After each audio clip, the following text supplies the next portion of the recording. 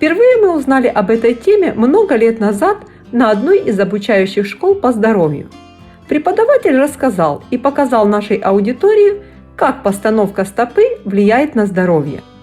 Тогда мы узнали, что если стопы располагаются прямо, то это хорошо. Это значит, что коленный сустав и тазобедренный находятся на правильной оси и в правильной позиции. Если стопы в области носков расходятся в стороны, значит коленный и тазобедренные суставы вывернуты. Если же стопы расходятся в области пяток и сужены в носках, это также разворот, но только в другую сторону. Чем это чревато? Из-за изменения оси конечности при чрезмерном внешнем развороте стопы возрастает нагрузка на внутреннюю часть колена, на медиальный мениск и сухожилия медиальной группы мышц бедра.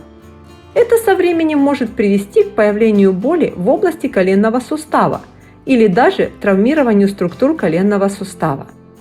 При этой особенности часто увеличивается ротационная нагрузка на крестцовое сочленение, то есть может появиться нарушение функций в области поясницы.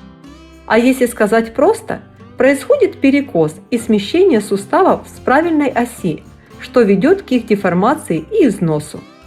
Неправильное положение сустава также формирует зажимы нервных окончаний. Преподаватель нам объяснил, что даже небольшой разворот в стопе 1-2 см – это очень много для коленного и тазобедренного сустава.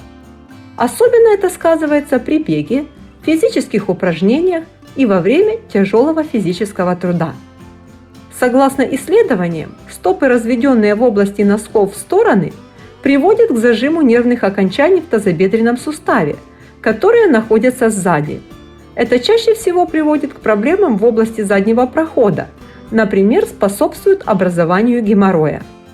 При этом сужение носков и расширение в области пятки формирует зажим в передней части тазобедренного сустава, что может привести к проблемам в мочеполовой системе.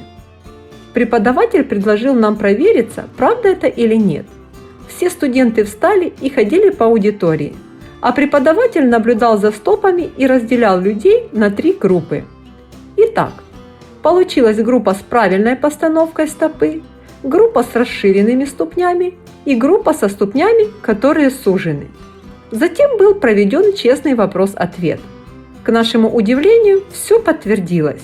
Люди, у которых стопы в носках были расширены или сужены, подтвердили, что имеют проблемы с коленными суставами или с тазобедренными, или с обеими. Интересно, что люди из группы, у которых носки были направлены внутрь, подтвердили наличие у них проблем в мочеполовой системе, а группа с раздвинутыми стопами в области носков подтвердила наличие геморроя и других проблем с тонким кишечником. Что может привести к такому искривлению? Первое. Нарушение подвижности голеностопного сустава. Второе. Слабость средней ягодичной мышцы. Третье. Гипертонус, перенапряжение внешней поверхности бедра. Четвертое. Слабость медиальной группы мышц бедра. Пятое. Продольная плоскостопие. И самое главное, что мы узнали на этой школе, если при помощи упражнений, а также при хождении откорректировать постановку стопы, то постепенно весь опорно-двигательный аппарат также настраивается, что приводит к устранению перекосов и зажимов. И, наконец, происходит устранение первопричины заболеваний, что проявляется в ремиссии и выздоровлении поврежденных органов. После этой школы мы приучились ставить стопы правильно. Поначалу было некомфортно и казалось, что мы ходим странно, как будто кто-то выкручивал нам стопы. Однако спустя немного времени наш мышечный аппарат привык, и стопы заняли свое правильное положение. С тех пор во время ходьбы наши стопы всегда находятся параллельно. Разумеется, у нас нет перечисленных выше проблем или заболеваний. После этого видео вы можете также протестировать себя. Скорее всего, вы ставите стопы правильно. Но если вы заметите у себя разворот стоп в стороны, то подумайте над тем, чтобы исправить это искривление.